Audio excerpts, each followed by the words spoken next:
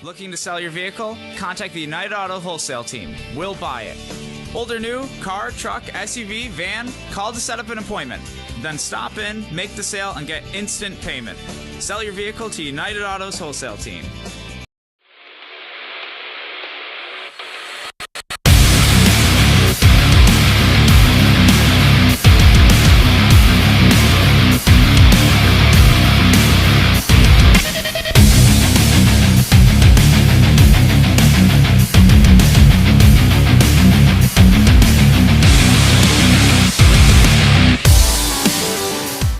What's good, everybody? How you doing? It's is today Tuesday? It is. I never know what day it is. Today's Tuesday. Yeah. All right. Welcome to your Tuesday. It's EC Radio time. You can follow along on all Disruption Network social media platforms. Before we get into anything, much love to my sponsors. Thank you to United Auto Sales. Stop in their showroom of 4994 Commercial Drive in Yorkville and see why it's easy to do business with United. And visit their website at unitedusedcars.com. Thank you to EJA Moving Services, the professional movers. When you're ready to move and relocate, hit up Eddie and his staff at 315-335-0516 or hit them up online at ejamoving.com. Thank you to Joey's at 307. It's 307 Mohawk Street. If you want a great meal this week, give them a call today at 315-864-3527. They've got lunch specials, revolving dinner menus. They got great seafood dishes. They do catering. They're now serving alcohol. Check them out. Joey's at 307. Shout out to Billy, the liquor guy. He's got a book out there called Under Too Long. It's about the bad guys infiltrating the good guys infiltrating the bad guys, and you can find it on Amazon or wherever you get your books. Thank you to Utica Coffee, Saranac Brewery, my attorney Dave Longoretic.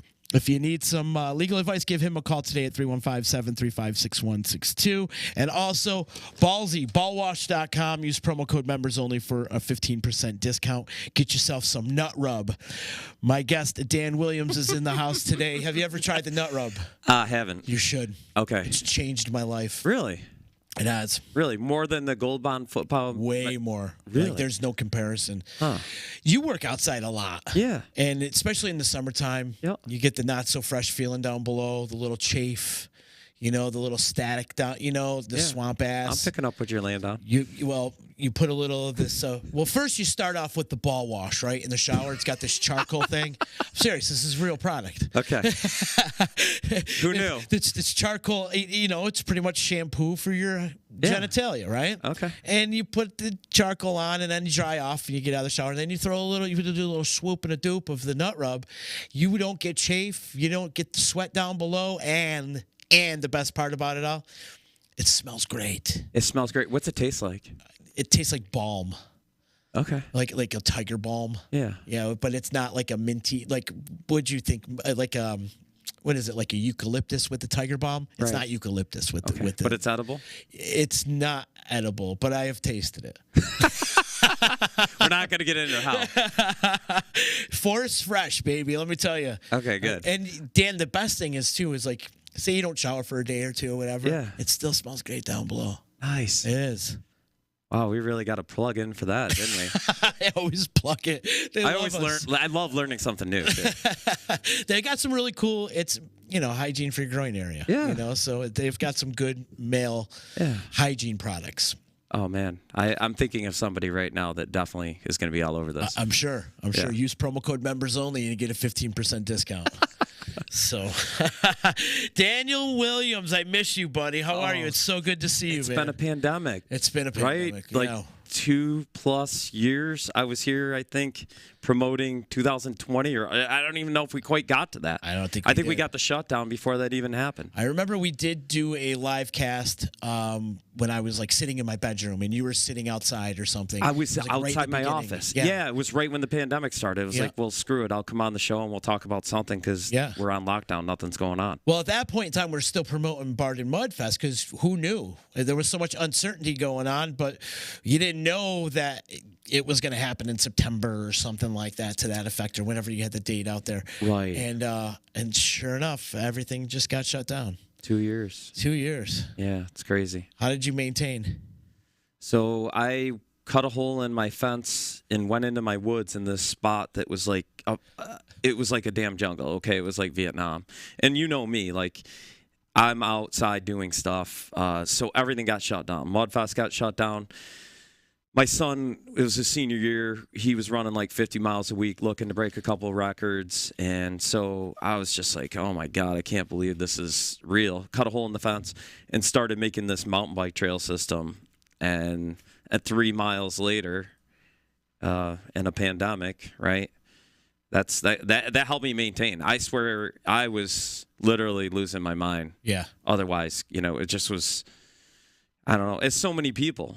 But for me, like, honestly, Z, I think, I feel like for me, I don't really take any medicine. I had to take Advil the other day because I was out working on the mud run course and it beat the living shit out of me. In the valley, can I say what the fuck? Oh, yeah, I prefer it. Okay, yeah. So in the obstacle on the 5-mile course, we have the valley of what the fuck. And, well, it's just so steep with the damn leaf blower on there. It screwed me up. Any rate, anytime, I live a stressful life. I run a construction business, quite a few people. And so at the end of the day, for me to go out in the woods, it just became medicine. I'd go out there with my lab and my Rottweiler and dealing with the stress and just go out there and just started working on this trail. And I don't know, there was just something about it. Like I would turn around after digging dirt, and I was moving like a dump truck load of dirt a night with basically if a hoe and an axe got together and had a baby. It was this 6-pound piece of metal attached to a really rugged handle, and I would just swing that son of a gun, and I cut in and benched in the trail. It's like 37-degree pitch at the top, and it drops 140 feet elevation to the bottom, and I cut a switchback trail in these like 3 natural half pipes that funnel to the bottom of on your woods. property. Yeah, I gotcha. And then linked it up with this trail I have that goes along the Oriskany Creek, which feeds into the Mohawk. Uh-huh. And yeah, I think that's pretty much how I got through the pandemic. I came out of the woods and was like, okay, we need to get back to Mudfest. And I got to tell you, even that was a struggle in January. It was like, I just think I became this introvert and turned into hermit mode. And then really struggled with the idea that, hey, we're going to do this thing again. And it's like, it feels like year one, except no one gives a crap anymore kind of thing. Like everybody has their priorities and they're different. And, that was a real struggle to get back on it. But I'm so glad that we have. And it's looking like the numbers are looking, pretty good. That's awesome. I want to go back to real quick. You're talking about being introverted because you're a very outgoing guy. Yeah. Do you find yourself now after this pandemic to becoming more of a introverted extrovert? Yeah. Are you extroverted, introverted? Yeah, I don't know what the actual blend or definition is, right. But, I quit drinking over 3 years ago, too. Mm-hmm. And so I think that definitely changed the game a little bit for me and my personality. It just kind of did. I mean, you've got your friends. I was a very high-functioning alcoholic, so I could go all in, party till midnight, get up at 4, run the New York Marathon kind of crap. And you have. Oh, many times. Yeah. I mean, I ran Ragnar Relay. I ran 41 miles, and I averaged a pint of Guinness every 3.1 miles for 41 miles. So, yeah. And that was after getting hammered the night before and getting up with like a 2-day hangover and just lacing up the sneakers and going. So, I already had that going on, and then the pandemic hit. And, yeah, it just kind of changed the game. And then I became like, really depressed with the way the way the country divided. This whole political thing, the red shirt, blue shirt, right? Wear a mask, don't wear a mask, and people fighting. I know my rights. Yeah, and I was just like, come on. I've been in the middle for a long time. I always told people, like, I'm in the brain party. It's like, hey, let's just meet in the middle and let's do something that works. I like that, the brain party. Yeah, think about it, and then let's just do what makes sense for the majority of the people. And it really just seemed like we were just going so far from that. It was like, you got to go over here far left or far right. Yeah, and you got to choose a side. Yeah, and I was like, I'm just going to the damn woods. And quite frankly, you got a Rottweiler, and I had my yellow lab who passed away last summer. It was sorry. Yeah, dude, it was tough. But those two dogs going out in the woods at night, they didn't give a crap, you know. And for me, it was like this project. I felt like such a dumbass at so many times because I've got View 4 video. It was like Vietnam jungle when I started. It looked like a tornado hit it. There was trees down everywhere, and it's on a pitch like this. So, you know, I'd be out there using a tool, and then people would come out and see what I was doing. They're like, dude, you've got like every piece of equipment known to man. Why are you using, you know, a damn, basically a hoe that weighs 6 pounds? I was like, well, I want it to look like God made this trail when I'm done, because if I get in there with a machine, I'm going to ruin it. And, you know, I don't want to do that. And at the same time, it's like getting out all my frustration and whatever. Sure. And then, like I said, I come back, I do whatever. I do 50 feet. I'd be like, cool, I got 50 more feet. And then the next time I come in on the trail, I'm a little further down. Mm-hmm. And that's been, honestly, like this year with the Mudfest, we didn't really have a lot of volunteers come out to help us with the course. I didn't really do a great job of promoting that either. You know, my wife and I would just scoot over there. It's 2 miles from the house. And honestly, dude, 2 years, I couldn't imagine what this course would look like 3 years down the road. I just took out willow trees that were growing in the monkey bars. Yeah. 8 feet. I mean, they were growing out the top of the monkey bars. In 2 years? In 2 years. Wow. It was like going back to Chernobyl, you know, after the nuclear holocaust that occurred there, and, you know, just seeing all the trees growing up and the grass in the streets and stuff. I was like, holy cow, we got to take this course back. You know, the trees down, the leaves were like a damn foot deep. And, you know, it was that same kind of feeling as when I started the mountain bike trail. Like, man, I don't know if we're going to be able to bring this thing back. And I just put the leaf blower on, I don't know, it was probably like a month ago, and just started blowing the first part of the trail from like Tarred and Feathered, which is the first obstacle. Yep. And just started working my way up towards Gravity Cavity. And next thing you know, I'm down Slip and Slide, and then I'm going up Meat Grinder, and then I'm at Cliff some more. I was like, all right, well, that's almost a mile. That was pretty good for a day. And is it in good shape? It's so good now. Yeah. We just finished up the section out of the Valley of What the Fuck on the 5 mile course. Mm-hmm. We did actually have some people come up this weekend, and I got that cleared out, leaf blown all the way to Ninja Warrior. I was up there last night, and anywhere I can get a machine, I'm just basically putting the bucket down and just grading it right off. And I tied everything together. Basically, I have to leaf blow the quarry section at the very, very top, which is that was new in 2019, and that's a wicked cool section. That quarry, I believe, was the first quarry around before Hanson's Quarry, which opened up down the street, and they brought a lot of that rock that came down and made the canal, and a lot of the things in Utica back when they used horses. Mm-hmm. And the course actually goes along the top side of that quarry. It's about a 20-foot drop, and you're right on the edge of it. Uh-huh. And then I got some ropes. You got to scale down, and there's like a natural bathtub they made out of the limestone that you kind of go down into that and back up, and then you run along the face of it, so you're looking up at it, and it's just cool. It's a neat little spot. So I got to hit that, and then I think I'm done leaf blowing, which is awesome. Did you find it hard to get into the routine of getting it going? Like feeling rusty? I mean, we're being locked up for 2 years, and now you're getting into the swing of things. Did you have to shake off the rust?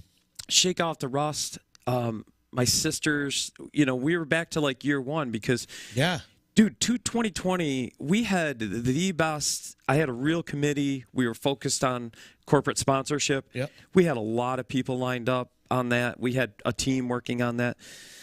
We have MPW, which they came right back on board. And actually, Colleen Bernstein and Sarah Miller have been unbelievable in helping kind of spark Melissa and I to get back into action. They head up. MPW has been awesome. They donate a bunch of time. So they've really helped to be like, hey, Dan, we need to do this. kind of got me back on track. And we've been trying for the last year, and obviously we had these fits and starts. You know, the pandemic looked like it was going away, and then it spiked back up. I was trying to do something last fall, and we ended up doing like a small little gathering at my house, and I created a course, and we ran around, but it wasn't Mudfest. But yeah, no, it was super hard to get back on it. And, you know, I waited tables for 5 years to get through college. I worked full-time for my dad, 40 hours a week. I finished up at SUNY Tech, and I waited tables for Pat O'Connor at the Keg and Kilt first in Oriskany, and then over in Clinton when he had the real deal there. And when I stopped waiting tables and got a weekend off finally, it had been 5 straight years. And I was like, I am never going back. Uh-huh. You know, you just get that freedom where you're like, I don't have to do anything. Like, I can just go to work, and you know me. I mean, I'm like 80, 100-hour a week work and do the mud run. Oh, yeah. So all of a sudden it was like, oh, I can't just go out in the woods and play with the dogs. Like, I got to buckle down and do this mud run. And I had promised the Bardens after that first year, you know, Mark had said this was like the best thing that happened to us. You know, it gave us hope, and could we do it again? I said, Mark, I'm going to do this until he asks me to stop. And he's like, well, I don't ever want it to stop. And I said, well, I'm going to keep doing it then. And so I had to think about that, like, hey, I need to get back on this. And then I started thinking about, like, what it meant for me. Like, my life had been all about me up until we created Mudfest. You know, it was just, what could I do for me and my family? And the greatest feeling I ever had was doing Mudfest. That first year to see thousands of people show up to my hometown and attend this thing, and just, you could see them having fun. Like, most people didn't even know who the hell I was. They're just doing it. And it was just this like awesome experience. It was like every birthday, every beautiful thing, everything that had ever happened rolled into one day. And so I had to really think about that in getting back on this horse this year. Like, hey, you remember what that did, not just for the Bardens, but for yourself too. Mm-hmm. And the importance of it right now. Like,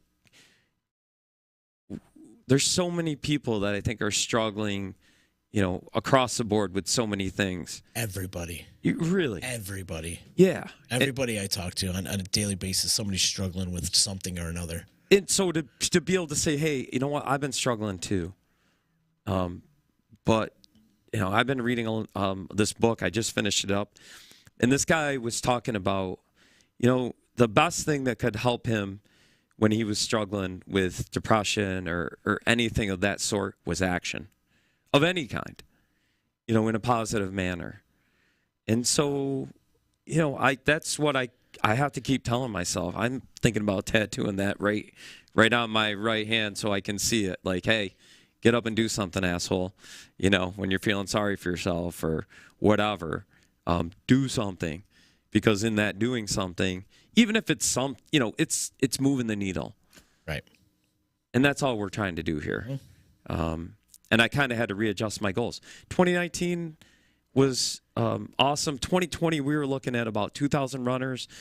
Corporate sponsorship was awesome. Everything was really rolling along. I was looking at, I think we were going to, you know, reach $100,000 raised for, you know, a single day event would been, you know, awesome, but it didn't happen. You know, and a lot of things didn't happen. Yeah. And as bad as that was for me, I had to really think about, what about all the, you know, like for you, your whole life stopped. Oh, yeah.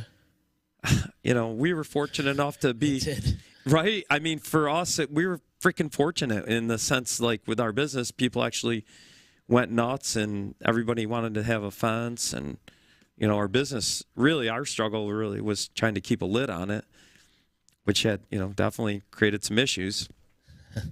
But, you know, we still had, we had a lot to be thankful for. Mm-hmm. So you've always had a good outlook on life, especially like that. As long as we've known each other, you've always had like the positive spin on things. Well, I feel like it was definitely challenged in the last 2 years. And, yeah. And like I said, everybody really because I think we didn't have that human interaction. Yeah. We all kind of lost a sense of empathy.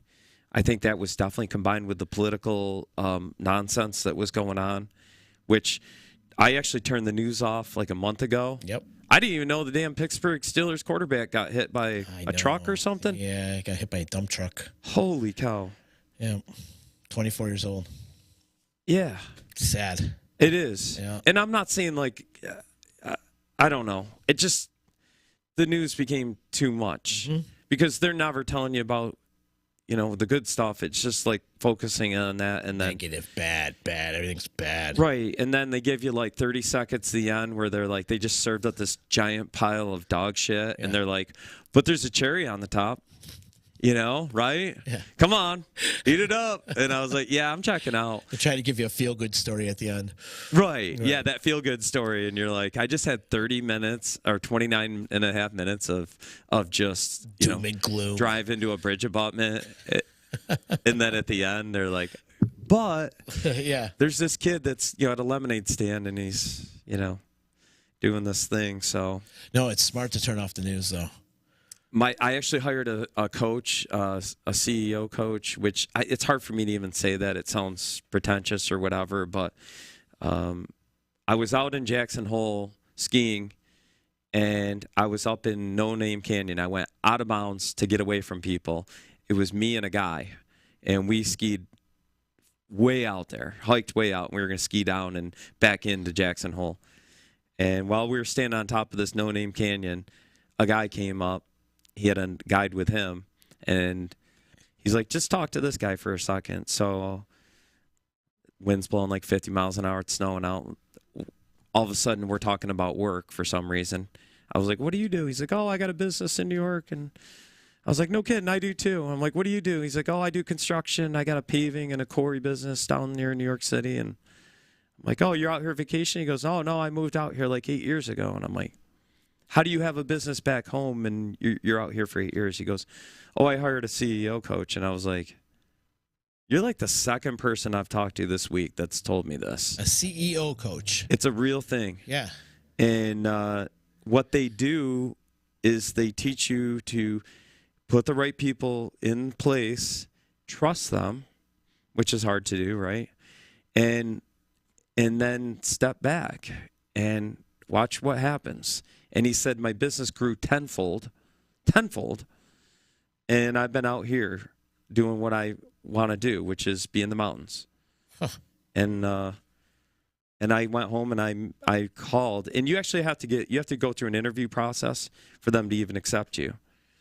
And by the time I got done, we were both crying. Honest to God, I haven't cried. I grew up, don't cry. You know, that's not the thing to do. And this woman goes, I'm going to find you. I think I got the right guy for you. So she turned me on to, she had this guy, Scott Gibbs, call me from Rochester. And he's coaching me now. And it's been life-changing. You meet with him weekly? We talk almost once a week. We actually do a one-to-one once a month. Like a Zoom thing? Or? Yep. Yeah. And then I'm driving out tomorrow to Rochester. We do an all-day there's 12 other businesses. So we sit down and we bring whatever's our biggest, I call it my rock in the shoe. You know, when you get like a rock in your shoe and you just keep walking, and you're like, oh, I don't want to untie my shoes and like dip my shoe and take the rock out. I just keep walking with it in there. So what's the biggest rock you got? And so yeah, it's going to be my first session with that. And so is it just a business outline, or does he go through like your personal stuff, your family stuff, or is it just pretty much they focus on the company?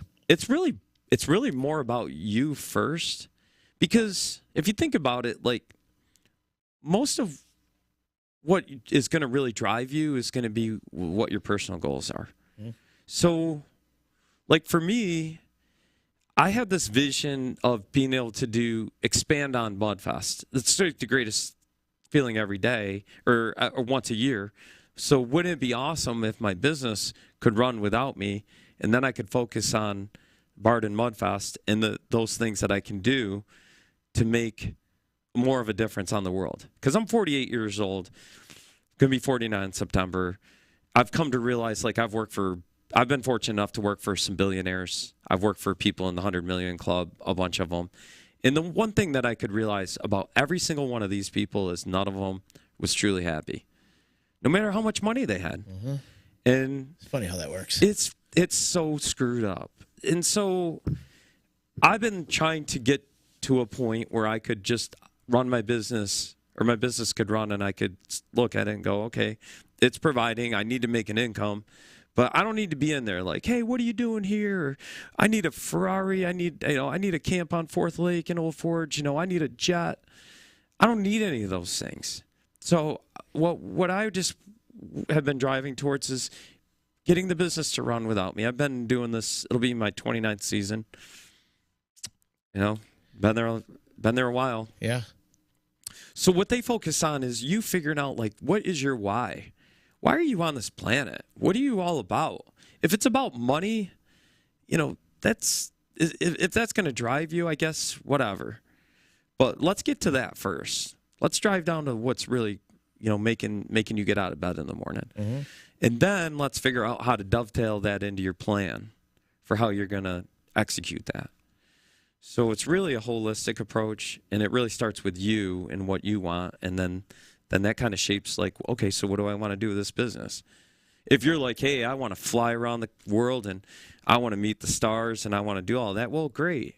You're going to need to have a plan that is going to probably require a lot of sacrifice. You're going to be gone from home. For me, I'm really comfortable at home. And that's one positive that came out of the pandemic. Mm-hmm. Like, when I was a kid, I used to hike around my woods. I hunted all the time. Never wanted to be home. Right. Yeah. But when I was, like, super young, like, I loved my woods. For me, it was like, I'm talking like 5, 6, 8 years old. Like, I hadn't been out in the woods since then. And that was the one thing with the pandemic. It was like, work's done. And I was like finding these, like, I found this machete that I have no idea how old this son of a gun is, but I was like raking a trail out. And then I found this really ornate wagon tongue that was like buried below all the leaves. It had been there forever. It was like super handmade. The wood was still in good shape. I have no idea why. And I found this spot. I call it Daniel's Nose. My wife's like, whatever. But there was this really cool pockmarked limestone rock that was like right on the actual nose of it, and I have the trail just wrapping right around there, and to me it's like, I now know, I'm like, heck, I'm happiest if I can wake up in the morning on the right side of the grass, put my boots on, and I'm able to go out into the woods and ride my bike or hike with my dogs. And now to be at this point where we're doing the Mudfest again, and I can see, and I'm starting to talk to people like you, it's like, hey, this thing's happening. All right. Now I'm starting to feel every day like, all right, we're getting back towards what it is that really was giving me that hope and driving me over, the last 10 years. Mm-hmm. And this coaching thing, I think I'm going to be able to give to the other people that are in the program is hopefully more than I'm going to get. Yeah? Yeah, because to me, like, if that's what you're expecting? That's what I'm shooting for, is like, by giving like what I know, and I'm going to be able to help them, which is still, to me, like I said, if money isn't really a driver for me, it's more about what I've been able to do, helping, even coaching, like helping kids I had a kid this kid finished last every single race, almost every race. But he was going to quit. He wasn't going to come out. And for me, like, I had Dylan Williams who was competing at the state level, which was awesome. Shout out Dylan. Yeah, going to states and all that. And that was awesome. But this kid, Jeremy, to like get him he couldn't even run 100 yards. And to get him to run a 5K and finish every damn race last year was like, that was as satisfying as anything with my own son. Mm-hmm. You know what I mean? Yeah. And And to me, like that's really like what drives me. Right. And you want to see him persevering. Yeah. Pushing through. I just saw him for the first time since cross country, and I'm not coaching track this year. And I was like, Jared, how you doing, buddy? And he's like, he's an awesome kid. He actually does roller derby down here in Utica, which he's got to be a wrecking ball. He's a good-sized kid. He's tall. I'm like, I can only see him throwing a shoulder in there, but he's just awesome. He'll do anything, and it's just that to me, like I said, is what really is what I'm after. And we don't know, right? My mom died at 52, had an aneurysm. I'm getting on 49, and I'm sitting here going, you know, life is like that Jack in the Box. It's like, the music's going, and then, boom, it pops up. And we don't know what that is, and we don't know when that is. Right. I'm hopeful, and I tell people this, and no one, they're like, dude, don't even say it, but have you ever listened to, there's a podcast called The Dollop? Yeah. Okay, highly suggest it. Okay. There's a bunch of really good episodes in there, but they did one was it? He was the godfather of acid. Is it Timothy? Tim Leary. Tim Leary. So Timothy Leary found out how he was going to die, and he was like, perfect. And he went to the doctor because he didn't feel well, I think, and they said, Tim, we got bad news. You've got stage 4 lung cancer. You got like 6 months to live. And he said, perfect. And he went home and he ordered up all the drugs that he loved doing and smoked like 3 packs of Benson and Hedges. He did like an 8-ball of Coke every day. Oh, yeah, he ate acid. He did heroin. And he invited the entire world to come to his house. And he was kind of pissed because he's like, I turned millions of people onto acid, and only like 120,000 people showed up to say goodbye. Only. But whoever showed up that day could hang out and party with him.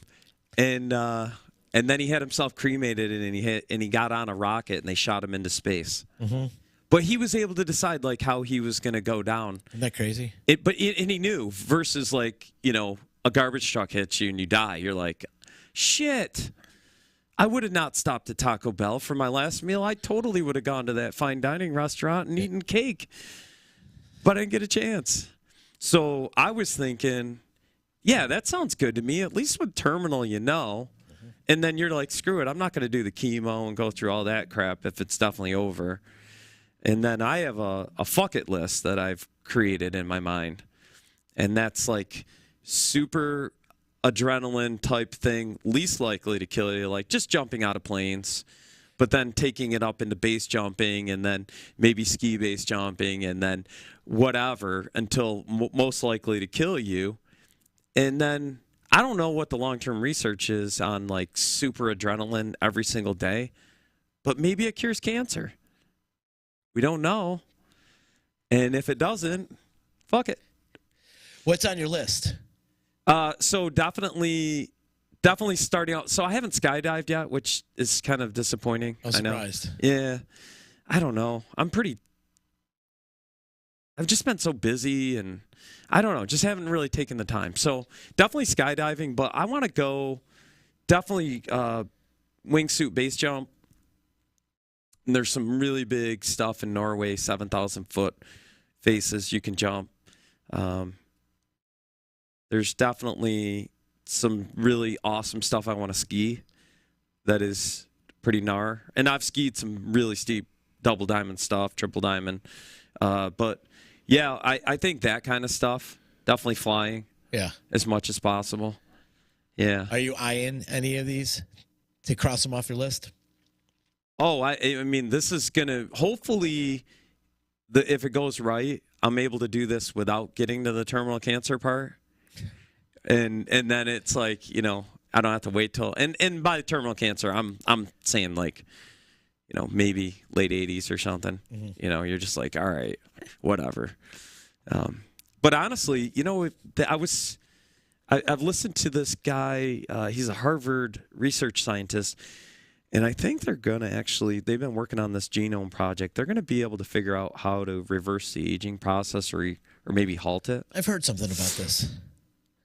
It might have been. This is a true thing, like a Benjamin Button type of thing. Yeah. Right? Yeah. So supposedly, and I was talking to my niece about this, and she's pretty smart. She's really smart. Really smart. Anna, shout out to Anna if you're listening. At any rate, she was telling me your body completely builds the new sequence of genes every 7 years. Mm-hmm. And when you're born, like the whole sequence to put, Z together or Dan Williams is so long. And then there's like a whole string of extra alphabet letters on the end that don't do anything and don't mean anything. Mm-hmm. And so when every 7 years, your body just like chops off another portion of it. And if you think about it, it must eventually get to the ones that matter sometime around 30, right? Because all of a sudden you're like, what's going on here? Gray hair is starting to happen. Your skin isn't healing up. Maybe your hair's falling out. Maybe all of a sudden shit's not healing like it used to. Because every 7 years, your body is now chopping more off when it makes the sequence. So I guess the idea is that somehow it's able to like halt that process. And I don't know about add back on, but I'm making this up at this point. I have no idea what exactly they're doing there, but somehow they stop that process of those getting chopped, because essentially that's what happens. Interesting. Yeah. Huh. Yeah. So, which I gotta believe, the way just everything has worked, with science and computers and algorithms, that they're gonna get there sooner than later. Seriously. Probably that would be the one reason to be super rich, because like the Elon Musk people, they're going to be, they're working on that. Oh yeah, they that Jeff Bezos, he wants to ride around. I know he's got a space penis and all that, but that's only backup for if Putin blows the world out, then he can fly out to Mars. Yeah, I guess. I don't know. Going to live in hyperbaric chambers. I don't get it. I really don't get it. I don't know. Who knows the way this world is right now? Yeah. But I don't want to focus on him because, and there's a lot of good too, and that's the one thing I think with turning the news off and then just, okay, you know what? You can hear it. Everyone's driving around. A lot of stuff's happening. There's 30,000 flights a day that aren't crashing, and most days none do, right? Right. Every once in a while a plane goes down or, But if we can focus on that and then helping each other and for me, like getting back to Mud Run, it's like, okay, can I really change the world? No. I'm going to drive myself nuts. Like this whole red shirt, blue shirt thing. I was like, God, can we just please get along? Right. Can we start with that? Right. I can't change that. Can we stop being Democrats and Republicans and just be a human being? Right. How about that? Let's be Americans. Let's be Americans. Yeah. I don't give a shit what your political affiliation is. Red, white, and blue. Let's go to the white part in the middle. Exactly. That's where I'm at. Exactly. But what I can do is I can, I've been really focused on, we've got about 40 people that work in our organization. So, and awesome people. I mean, we've got a really good group of people, and we've actually got a young workforce. So I hear people, oh, man, you can't get any young people to work. It's like, it's not any. That would be like zero. And we know that's not true.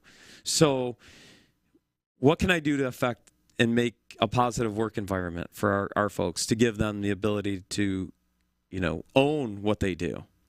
And me not being there pushing all the time. Hey, you got to do this, got to do this. So I had to have an epiphany on this. I mean, like I said, 2 months ago, I was driving everyone nuts. It came to like finally cymbals crashing like, hey, you got to stop. You're driving everyone nuts. We're not getting there.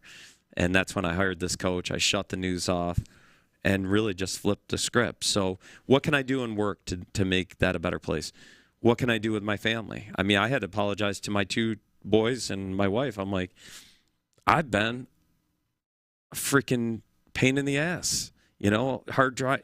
Everyone sees Dan Williams and say we're having super fun, but at home, I'm being an asshole. And I think, oftentimes we're the worst to the people we love the most, because what are they going to do? They're not going to trade me in. There's only one dad. My wife, she was probably pretty close a few times, and I don't blame her at all. At all. Okay. But I had to take a hard look at that and, like, what can I do to be a better person around the house? And then also, what can I do in my community? If I can be the most positive influence for my community and inspire other people to do that, what else can I do? And if more people can do that, that's really the only way that this really changes.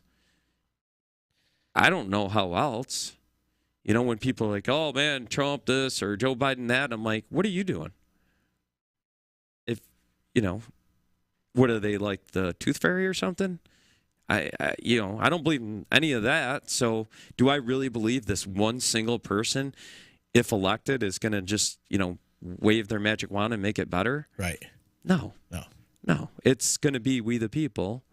So I'm just going to do my part and lead by example and not get dragged into that negative, feedback loop where we're focusing on the problems, right? Hey, well, the problem is, and I've had a million people tell me that, even with the mud run, they're like, Dan, the problem is you'll do it for a couple of years, and then it'll just kind of lose steam, and then it'll disappear. Don't you love that how everybody's got to voice their opinion about things? It's like if you don't really have anything nice to say, zip it. It's not helping. Yeah, it's not helping. Oh, wait, you're only going to do it for a couple of years. You're only going to, Yeah. Shut up. I just telling people to shut up. By my actions will be like the best words. And here we are 10 years later. Right. We had 7 great years. We were looking at 8. We had a pandemic hit, and we're actually coming back, and we're going to be back stronger. It's, I don't know where the numbers are going to be. I had to change my mental, outlook on that. We're going to be exactly where we're supposed to be in 2022. Beautiful. If 2 people show up. Right now, we've got about 400 signed up. I think that's short of normal for sure right now. So highly encouraging everybody out there. I'm pointing at you. The 400 that are signed up, you bring 2 people. I'm at 1,200. With the normal 100 we get a day, we're at 1,600. That's what we're looking for. So bardenmudfest.org, real easy. Get yourself signed up. Z is in charge of the music, and this has been super key. I want to give some props out right now. You don't, because I have actually been slacking, and I apologize to you. It's just been, it's been a little weird for me this year. Oh, I know. But I haven't. I feel like I haven't done my full duty when it comes to the music this year. So I apologize. Okay, but you don't have to apologize for anything, because like I said, we're exactly where we got to be, and if you're doing anything, it's more than nothing. And you didn't do nothing. You got Jeff Clanton lined up, and Jeff's doing all of our. He does all the production. All the production. Jeff is freaking unbelievable. He's amazing. If anybody, he's so easy to work with, too. Oh my gosh, you don't even. He's like 2 words, boom, I got it. Yeah. And now we're like pumping music out. He's just awesome presence. He's been there since year 1, right? Year 2? I think he has been there since year 1. I think he has. Yeah, I think he has. Yeah. Uh-huh. So you got the bands coming this year. They're it's awesome. You did most of that work this year. It was kind of easy. But the cool thing is, and this is what I love about the Barden Mudfest, is the family all comes together. And not just your family, but the Bardens as well. And let me tell you, the musical talent in the Barden family is off the charts. Oh, yeah. Completely off the charts. And for them to come in, and Mark's playing in his band, and he's got a son coming in as well, too, right? It's Astro Idiot, right? Isn't that the name of the band? Astro Idiot? And it's cool because not only that, but Mark's also bringing in Mark Crank, who is Adam Levine's vocal coach and Pink's vocal coach. And, like, all these great things are happening. And it's really, the nucleus of all that is because of the Bardens. Phil Eisen. I mean, I don't want to. This guy Phil is coming in, and he's done the music for Empire and Shameless and a ton of really big Hollywood shows. Yeah. I mean, this guy is huge. He's actually going to run the 5 mile and the 5K, and I'm like, man, I don't know, man. When he gets done with the 5 mile, we'll see if he lines up on the 5K. And then those guys. So they're going to be playing. They formed a band. This Jimmy Keneally, the bass player, who's a nasty bass player. Dude, he's off the charts. So good. Their drummer too. And I don't know what his name is. That guy's off the charts. He's in again. So we got Phil, Mark Crank, Mark Barden, Natalie Barden, Phil Eisen, Jimmy Keneally, whoever their drummer is. Those guys are going to be 2 hours on stage. Yeah. We normally would give them maybe an hour yeah. and then they'd end up probably going on another 20 minutes or something. So 2 full hours on the main stage in the barn is going to be freaking unbelievable. That's worth the price of admission right there. Seriously. And then we've got Grit and Grace last. Always. Yeah. Janet Batch, which I don't know if you've heard her play at all. I heard her down at, she's out of Ithaca. She played at Electric Company. Nail Creek. Darn it. Was Electric Company, right? I own the electric company. You own it, but was that the same building? No. Damn it. I'm sorry. Okay, so Nail Creek. She played at Nail Creek, and she's got a ton of original songs, and she's really good. Yeah. And then who do we have first? Janet Batch. Is that it? And then there's, we're missing one too. Dove Tones at the finish line. Dove Tones are at the finish line. And then I've got Paul Ryder at the thing. Hang on, I could punch up the. I could punch up the schedule right here. Let's see here. As we're moving along here. Where is it? That's not it. We're missing somebody. I know we are. We are definitely missing somebody. I know, you got to look through my text chain. I do. No, I'm actually looking at my notes. Okay, so then we got Billy Flash up at the Monkey Bars, up on the stage on top of the Monkey Bars at the 1.5 mile mark. Mm-hmm. Billy Flash has been coming to Mudfest since the beginning. And he is one of the most positive and awesome human beings on the planet. He's from down in Connecticut. Shout out to Billy if you're listening. Can't wait to see you, brother. And yeah, he brings his family up. They are awesome. And yeah, it's really a festival that happens to have a mud run. It's the way I cannot find it. The way I would phrase it. Gosh, I know there's one more we're missing, and I feel bad right now to that whoever that is. But there's Janet Batch, Astro Idiot, Barden's, right? Because Alternate Universe is going to be there. Yeah, and then Grit and Grace. Astro Idiot's the other one. Yeah, so that's the main stage. On top of what you got going on at the finish line with the Dove Tones, which is a great pickup, man. Jerry D's awesome. And then Paul Ryder up at the Monkey Bars.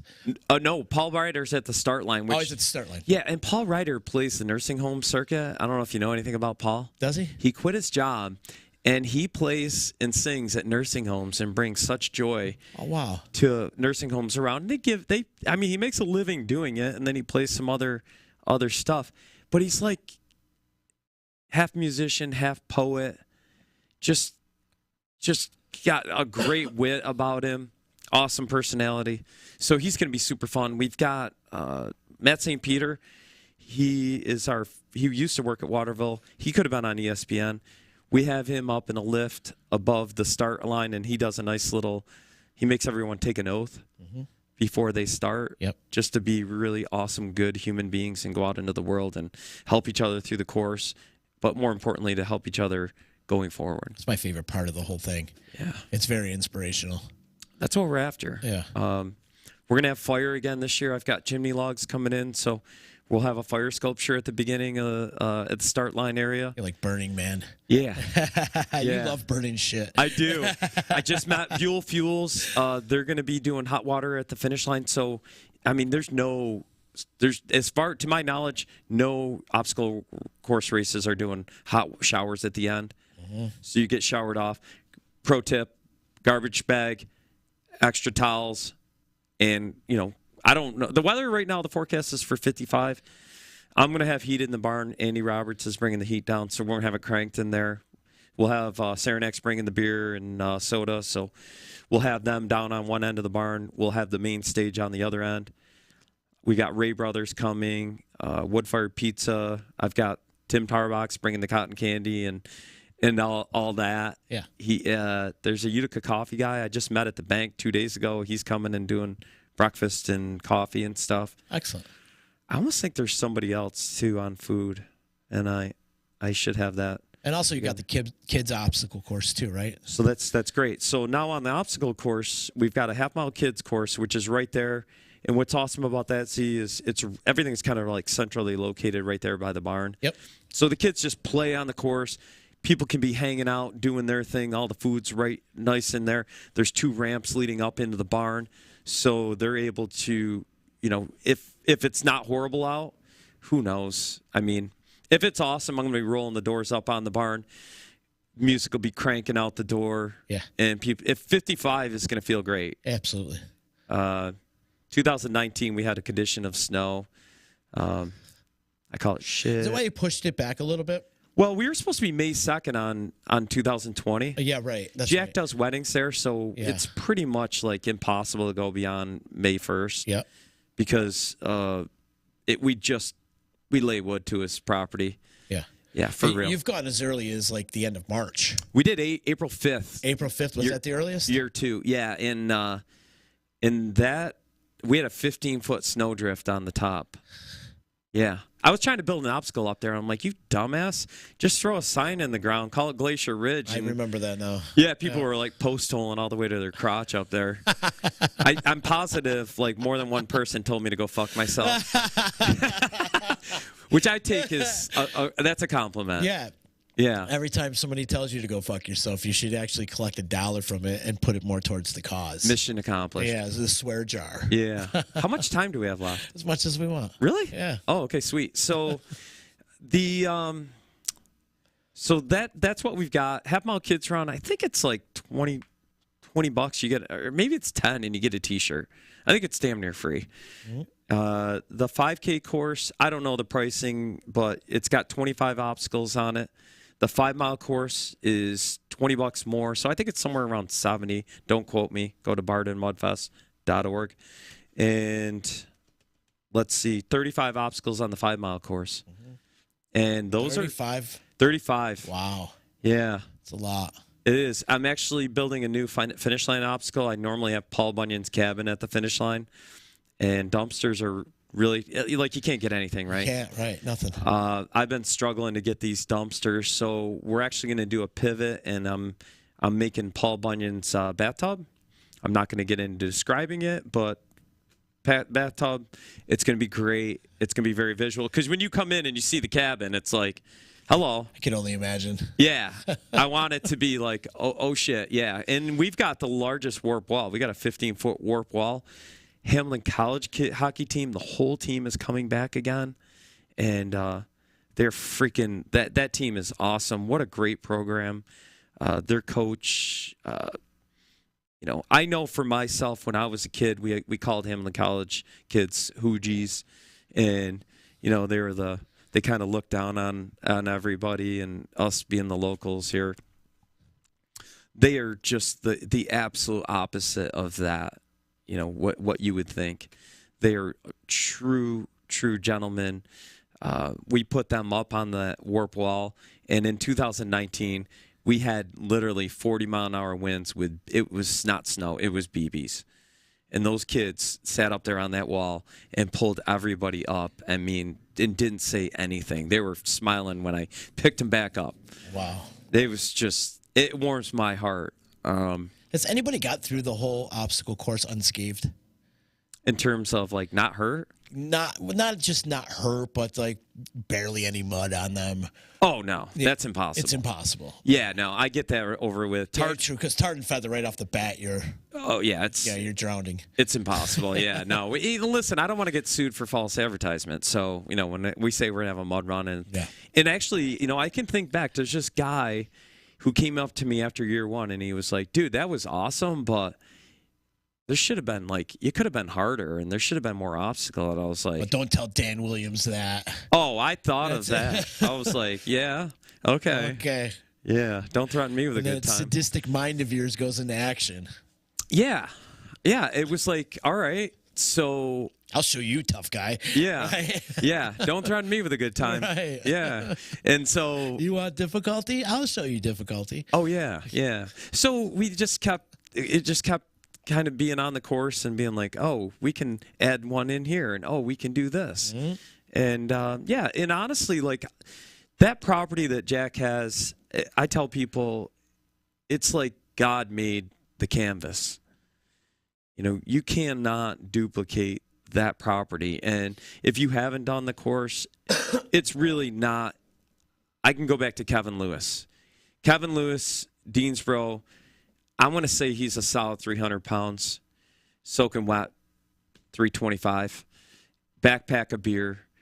And he did that course year 1 and year 2 with a full backpack of beer and probably quite a bit in his belly. And he got through it. And if Kevin Lewis could get through that course, anybody can.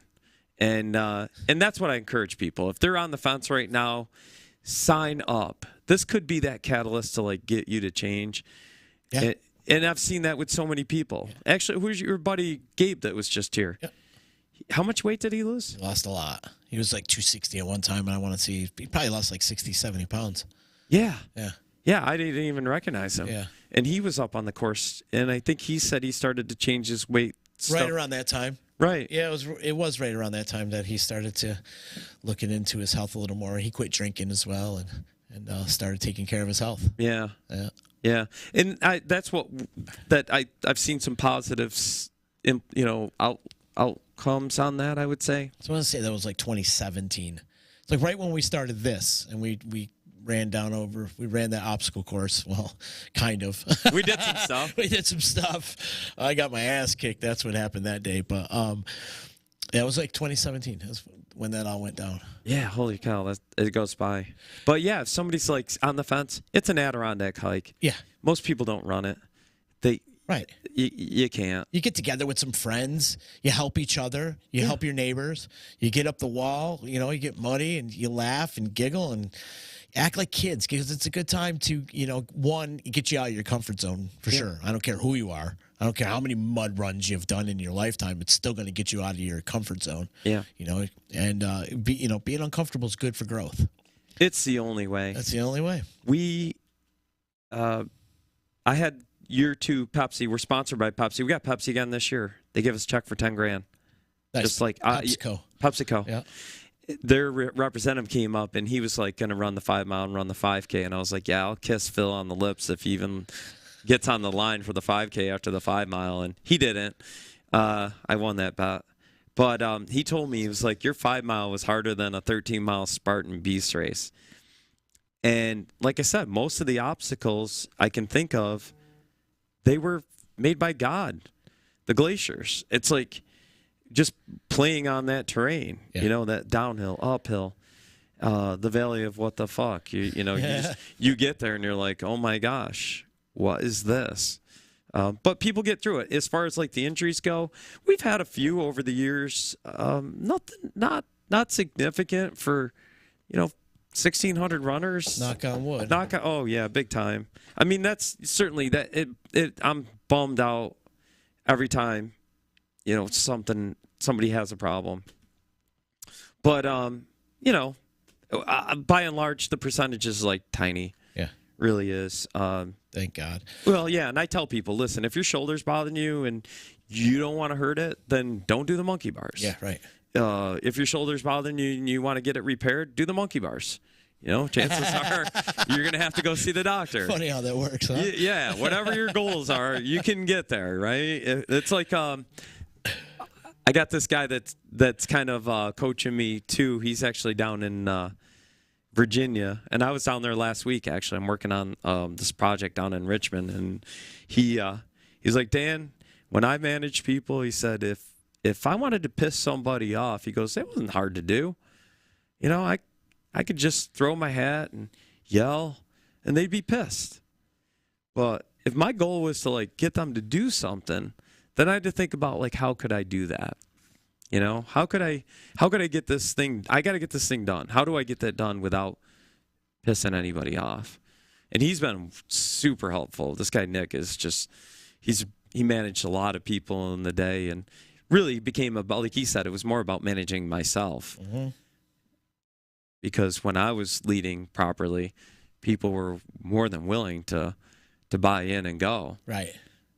When I was trying to, hey, you're going to do this, they were like, yeah. I want to talk about all the proceeds too. Yes. Because the reason why you started this whole thing is because of the tragedy at Sandy Hook. And talk about where the money is allocated at the end and like where you donate and all that. Yeah, I mean, yeah. So I mean, probably for some people, it's like, here we are 10 years later. Crazy. Yeah.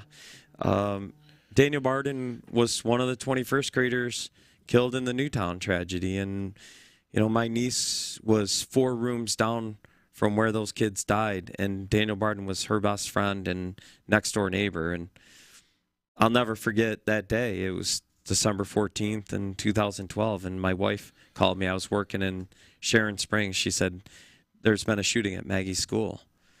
And I was like, what? Because, Columbine had happened, but it wasn't a thing then. And I was going, really? But I was so focused on work and me that I was like, well, is she okay? And she's like, yeah, but, this is not, I don't know. I don't know a lot. Then she texts me, hey, this isn't good. Daniel's missing. And I had met Daniel maybe 7 or 8 times. He was best friends with Maggie, so my niece.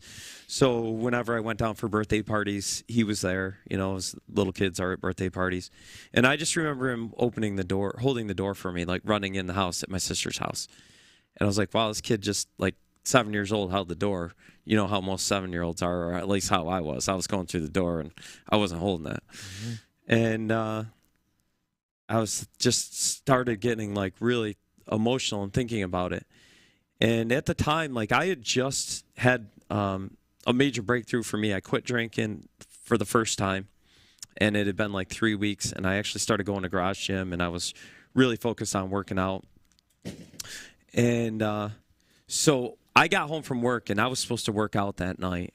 And I find out at 5 o'clock, I was feeding my cows out back, and I found out Daniel died. And I was like, oh my God, I cannot believe this.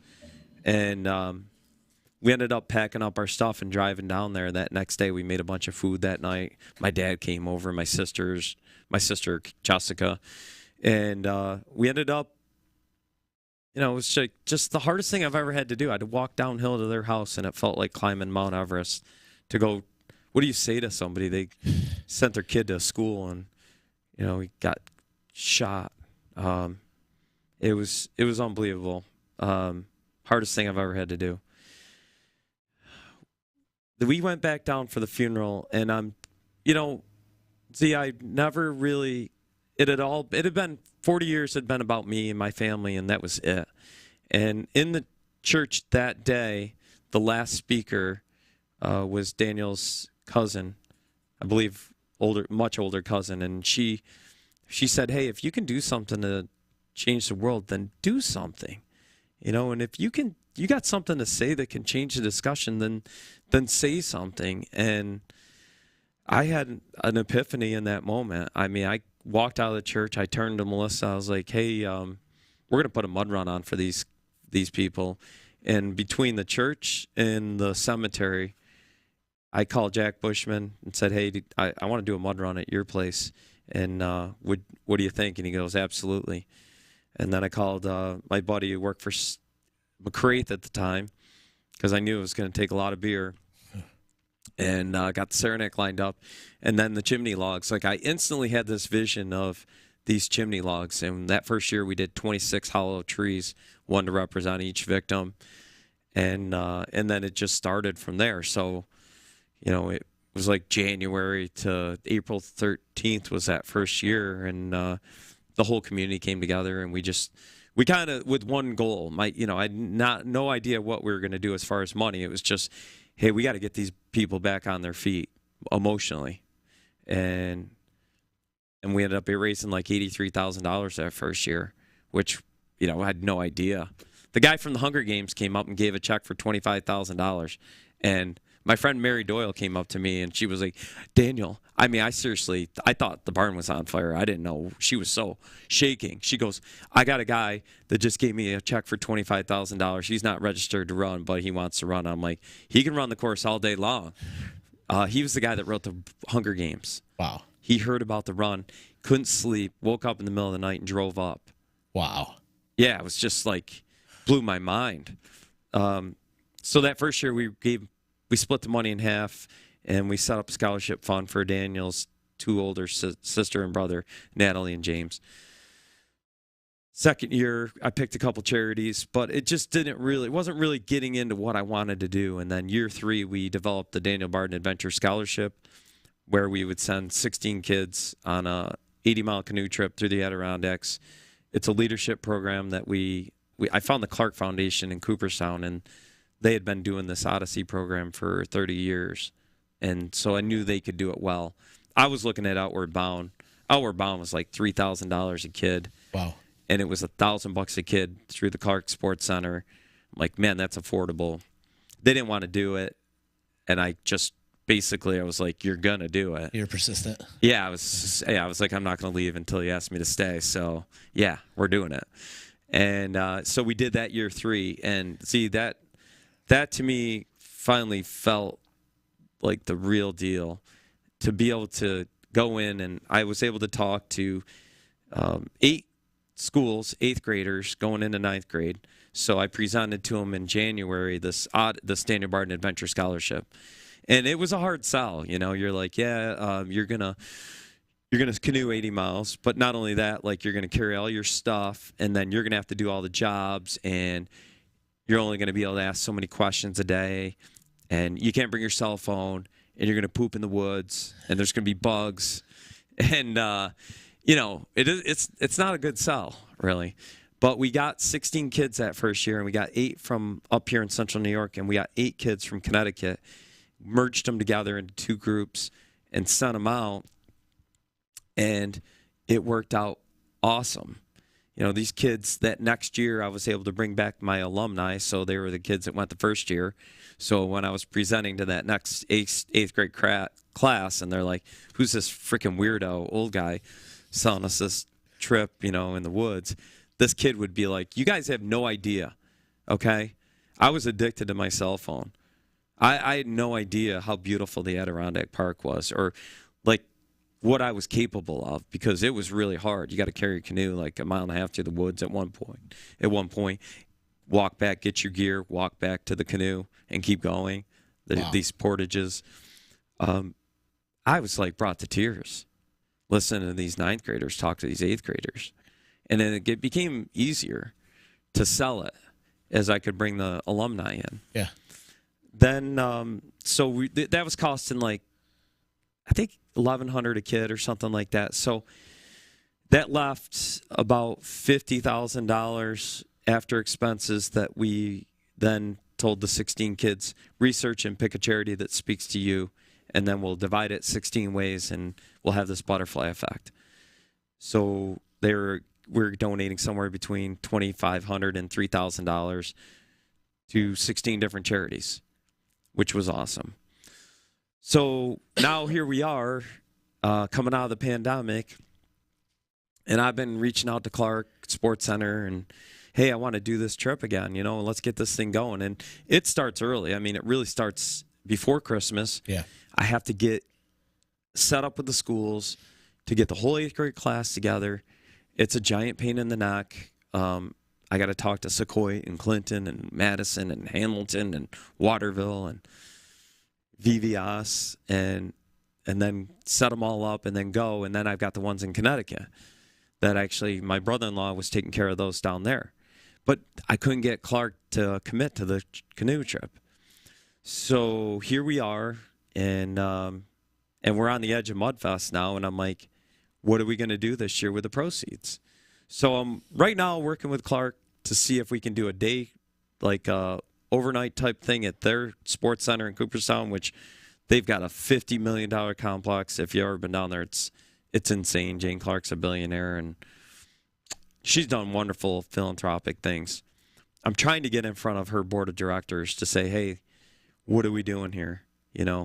We got these. There's never been a greater need right now with the kids and everything they've been through to get them back outside, disconnected from video screens, from phones, and doing something, And I'm getting crickets on their end, and I'm kind of at the point where I'm like, you know what? I'm thinking about. I've been thinking about my farm and this whole mountain bike park thing that I've been building, And I call my mountain bike park Danimal Land, which has been awesome. If you go into Danimal Land, it's like, to me, it's like magical, like just awesome terrain. It's very similar to the mud run. And so I'm like, you know what? What if I made my own Project Danimal Land and I just dedicate like the next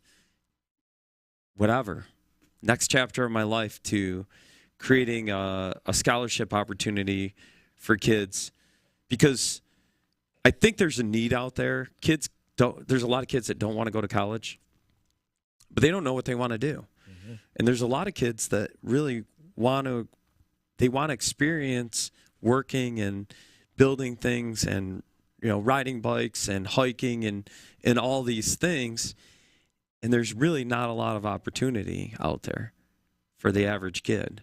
The Root Farm they've got an awesome program up there. Yes, they do. Awesome. Mm-hmm. But this would be something that I could develop for kids that, you know what, I want to go run equipment. I want to learn how to build things. So I'm working right now to develop Project Danimal Land that would actually be a way of building a new mud run course, of building a mountain bike park, and making a place where we can bring kids in, teach them all these things. And so that's really what we're going to I'm driving towards. That's beautiful. To me, I think it's going to be like I said, like the whole why part. If your why is like money,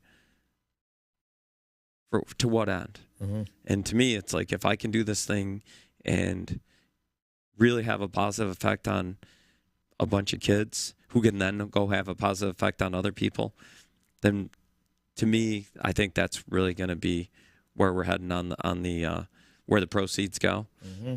So I've been. Are you thinking about turning this into like a nonprofit? We already Danimal Land. Yeah, so we already have the Daniel Barden Mudfest is a 501c3.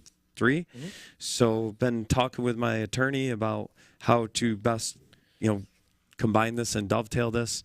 Marry the two together, and then it becomes one of those things where. We're combining the outdoors. We're combining, on my farm, we've got all the animals. So we're combining that agriculture, which that always gives people joy. Teaching young kids how to work, which, here again, you listen to people, they're like, none of these kids know how to work anymore. Well, who's teaching them? Yeah, right. I mean, who's taking that time? What do you think's going to happen when you give them a phone at 3 years old? You have to point the finger at the parents. If they're not working, how come? How did they not install a work ethic in you? Did your parents not do anything for you when you were a kid? Or like that's and those are the ones that are complaining. Right. Yeah. Like how come you haven't done anything for them to actually start working or develop this work ethic? To me, my kids, I got them going. I always quote Warren Buffett here. Thank God for my parents. My parents, it was like just the way it went. I was born on a dairy farm.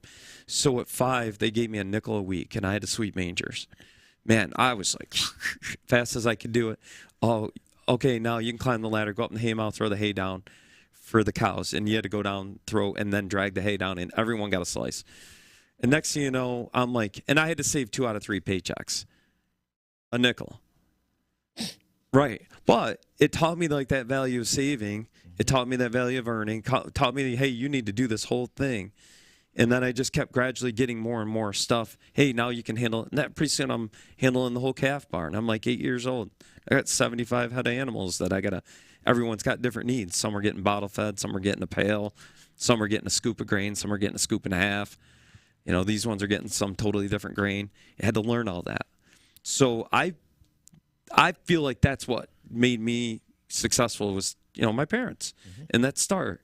So I did the same thing with my kids, brought them up on the farm. I taught them, how the things they had to do. Hey, we had chickens. We could buy eggs, but they had to go out and take care of them. When they were 8, I taught them how to run the skid steers and they fed cows. And now I'm on the other end of it. My one boy is going to be 20 and he's not really helping anymore because he's on the other end. My other boy is going to college. So I'm sitting here going, man, I created men because I did exactly what my parents did. Mm-hmm. You know, it was like, my dad was like, you can tell them to blame me, you know, because they'd be bitching, you know, why do we got to stack all this firewood? I'm like, because your grandfather told me to have you do a bunch of work, so you can go complain to him if you want, you know. And they've turned up to be men, and it's not like some strange secret. So I'm sitting here going, you know what? What if I developed this program and I was able to change some kids' lives, to bring them in, to teach them this vocation, this passion that I've been able to experience my whole life, to teach them how to make money, how to save money, how interest rates work, all the pitfalls that no one teaches you in school. Right.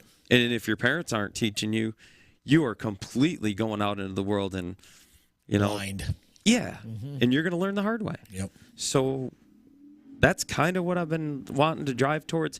And this is something that's evolved in my mind just from the simple fact that I can't get the scholarship, the canoe trip. I can't get them to go, you know. So I'm like, all right, well, I guess let's figure out something that now I can do and is going to have a positive effect, and at the same time, like I said, fills my soul, which is, you know, obviously that's got to be important, and that's what's going to get me up. Yeah. So You're a beautiful man, Dane Williams. oh man, don't You say are. it. Do you know you were my first guest too here ever? Really? Yeah, you remember that? Oh yeah, Back in 2017, you were my first guest, and here we are, full circle, baby. dude, it's awesome. I can't believe all the improvements you made. And Yeah, thank you, man. Dude, your technology. Yeah, thanks. Yeah, we've done a lot of work around here. Yeah, this is legit. COVID, you know, it was a double-edged sword, right? You know, it put us in the house, but it made a lot of people think outside the box and do a lot of other creative ideas, you know, and then we created this. So, Right. you know. Yeah, and you're able to, you know, I think about it. It's like, you know, we focus on, they're like, oh man, it's just terrible now, and technology and da-da-da-da, it's all bad, and, you know. It's all on how you use it. We were zooming. I was in Jackson Hole. I had a guy in New Orleans, another guy in South Carolina, another guy in New York, and we were all looking at the same exact thing on our ERP system, which is, it's like, we're all, that, are you kidding me? This is beautiful. Yeah. This is awesome. You know, obviously there's the, you know, the bad things that happen. Of course. The addictive But properties. there's bad with anything, though. Right, but there's so much good that I you know, I think if we look for the bad, it's not hard to find. Right. Right. Exactly. And even with, like, as bad as and there were so many things that were bad, and the people that lost loved ones, I know people that are still haven't recovered, can't catch a full breath. It was real, and a real problem for a bunch of people. There was some good that came Oh, for sure. out of it. You know, for me, I had to actually just stop what I was doing. I think I was on a drum beat towards, like, heart attack or something. You know, when it hit, I was really struggling on 2020. As good as we were doing, my business, we were like full tilt with that. I was coaching track. I was doing the Mudfest, and I had the farm, and my family. Yeah, sorry guys. And then the pandemic hit, and it just gave me, it just forced me to stop completely. So And refocus, recalibrate a little bit, you know. I see a lot of creativity come out of it.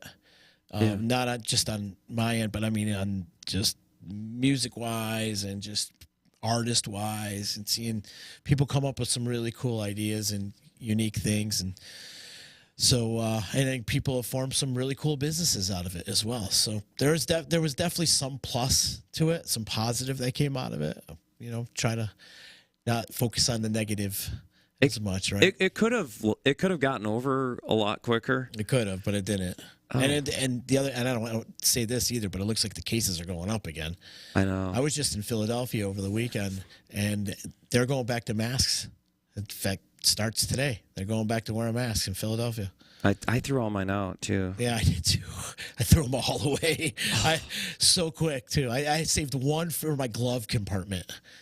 Okay, I might have one. I actually, so I coached cross country and we had to do the mask thing, and I bought, I think I had to buy 300 of these buffs. It was like minimum order. Oh, jeez. No, it was 150 because they were $3 a piece. So still, I mean, I got 10 kids on the team, about 150 of them. Mm-hmm. And I've got those stashed everywhere. So I kind of ran those, which I don't know. The way I looked at COVID too, and I wish more people, I wish we had taken a different approach on this, because they were like, not that you could still get sick, but if you focused on getting as healthy as possible, the risks were going to be lower for everything. And that wasn't really talked about.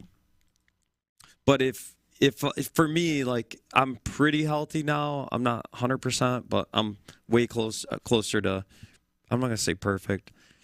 I actually gave up dessert. What? Yeah, I quit drinking 3 years ago, February 28th. But I gave up dessert. We relaunched our computer system for our business, and I said, I'm not going to eat dessert until I can, like, see 3 reports and trust them. And I'm hopefully like a month away. Mm-hmm. And I'm going to Maxwell's. I'm going to get over in Hamilton, they've got the best sundaes. So I've got it kind of planned in my mind. I'm gonna get one of their sundaes. I'm hopefully a month away.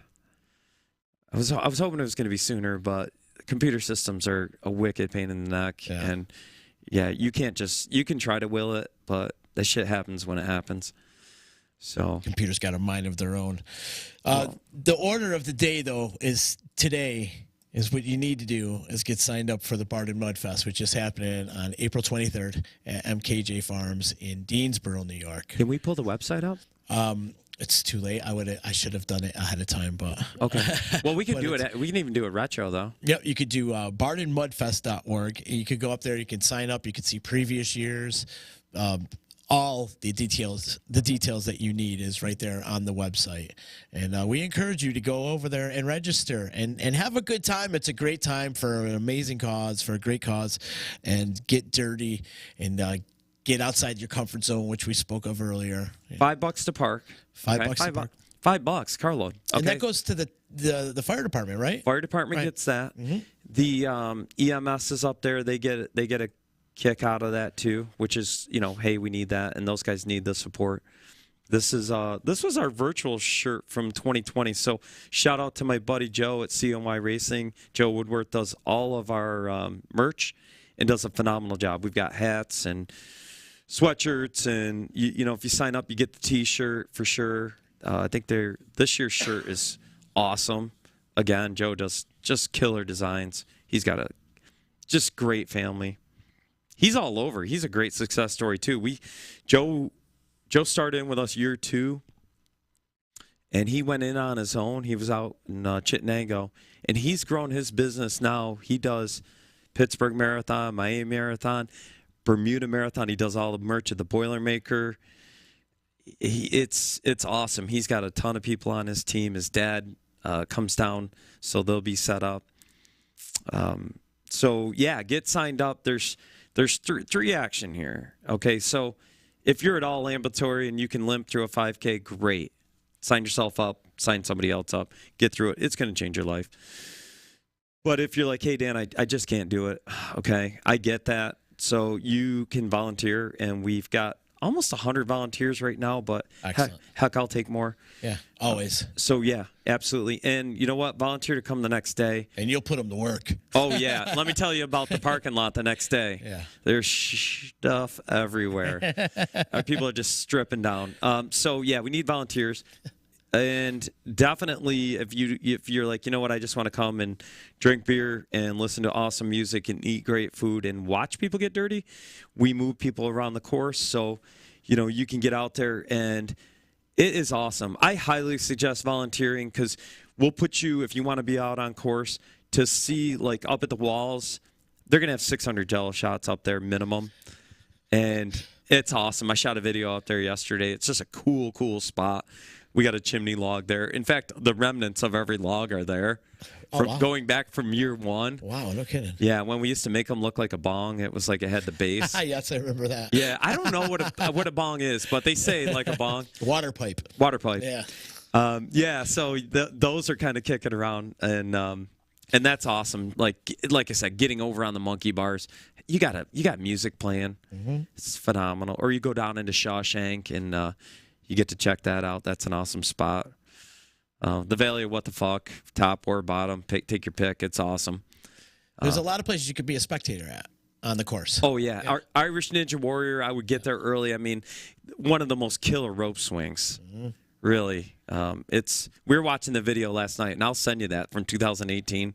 We had the drone footage of people doing the rope swing, and it was just like fail, fail, fail. And then finally, it was like salmon going upriver. Finally, one made it across. It's like, yeah. It's awesome. Yeah, what I think you do with the Mudfest is amazing, and it's great for the community, and it's something that the community needs to come out and support each and every year. And hopefully this is something that you do for the rest of your life, and you can probably hand it over to Gabe and Dylan when they're, our age, and be like, here you go, it's yours now. Oh yeah, hopefully sooner. Don't mess it up. yeah. I'm hoping. I don't know with Gabe. I mean, he wants to be on the damn PGA, so we don't know. Yeah. Dylan is kicking around. He does really seem to like home, and it would be great if he could come in and help for sure. Yeah. You did good, Dan Williams. You did good. For more information, you can visit the website at bardenmudfest.org and get signed up. Check out all the cool merch and previous years, and there's some videos on the website. Oh, there's a ton. Yeah, MPW. One last thing. Yeah, of course. Can I get a shout out? Yeah. Okay, Clinton Tractor always. Shout out to John. Yeah, John. Yeah, those guys have been awesome. And then New York Sash, they've actually been partners, I think, going back to year 2, and they saw us out. Mm-hmm.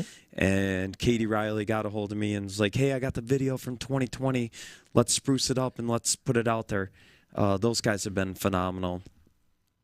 Saranac Brewery, again, I called up Damon over there, and it was like, boom, just like jumping back on the bike. Yeah. And then obviously I mentioned PepsiCo. My buddy, let's see here. Oh, there's just so many. Look at the website. I think all the sponsors are on there. Phenomenal. You got some great sponsors. Absolutely. And it's cool to see a lot of them come back and lend a helping hand. Oh, yeah. Absolutely. Awesome. So, awesome, Z. Thanks for having me in. I love you, Dan. Love you too, buddy. I love what you've done with all this and the family. Please send my love to the family. Miss all you guys. And, I know. They're going to have a good time over there at MKJ Farm on April 23rd for the Barden Mudfest. Make sure you get out there and support it, people. Get out there and support it. Also, support my sponsors, too. United Auto Sales, EJA Moving Services, Joey's at 307. Under Too Long is a book by Billy the Liquor Guy. It's a pretty cool book, dude. You got to check it out. He was an ATF agent and would go undercover and infiltrated Al-Qaeda and like biker gangs and Jamaican drug lords, and it's an amazing book. So it's called Under Too Long. You can find it on Amazon, wherever you get your books. Thank you to Utica Coffee, Saranac Brewery, my attorney Dave Longaretta, and of course Ballsy. Ballwash.com. Use promo code members only for a 15% discount. Get yourself some hygiene for your groin area, Dan. I'm going to get you some samples. You got samples? I don't have. I need to get some because summer concert season's coming up, and I've got my schedule's full. It's getting full. And so I was telling a few of my friends, I'm like, since it's coming up and festival season's around the corner, I'm gonna make sure everybody has some nut rub in their pocket. Oh, dude, I'm hearing that now. Are we back at Gelston Castle? Are they doing Mowdown? No. Is that done? There's no Mowdown this year, unfortunately. Is Gelston Castle, is that still a thing? Yeah, the guy's sitting in jail right now. What? Yeah. What did he do? Embezzlement and a bunch of other things. He was kind of a shady crook. That was a beautiful spot there. Perfect. It was perfect up there. But yeah, unfortunately, Galveston isn't a thing. It would be great. I mean, I wish somebody would come in, swoop in, and buy that place because it is the perfect. You could see. You were talking earlier too. You could see for 40 miles. If you're on the top of that hill, what's it, Vickerman Hill? Is it Vickerman Hill? Yeah. You could see Albany if you wanted to. On a clear day, it's like that. Beautiful. Oh, yeah. It's such a perfect venue, but unfortunately, that guy, his shadiness finally caught up to him. That's what happened there. Yeah, it's unfortunate, but who knows? But yeah, summer concerts are back, and I'm so happy for you. Yeah, finally, finally, me too, buddy. But I'm happy for you, man. I'm glad this thing's up and rolling again with the Barden Mudfest. And let's go. Yeah, let's go. Let's do this. So, Dan, thanks again for taking the time being here. Yeah, awesome. Much love to you. Send my love to the family. Everybody else, have a good day. We'll see you again. We'll see you, I think, tomorrow. I think I'm back tomorrow. Later. Looking to sell your vehicle? Contact the United Auto Wholesale Team. We'll buy it. Old or new, car, truck, SUV, van, call to set up an appointment. Then stop in, make the sale, and get instant payment. Sell your vehicle to United Auto's Wholesale Team.